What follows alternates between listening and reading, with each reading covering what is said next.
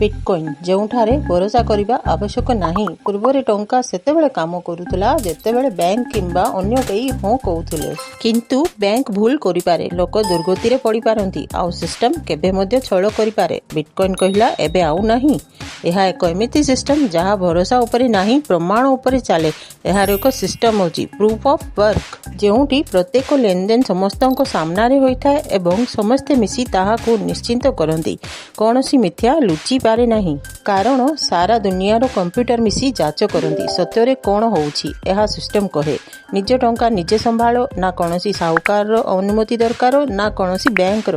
ଏହା ହେଉଛି ଅସଲ ବିଟକଏନ୍। ନା ଝୁକିବ, ନା କାହା ପାଇଁ ରହିବ, ନା ହିଁ କାହା ଭୟରେ ଚାଲିବ।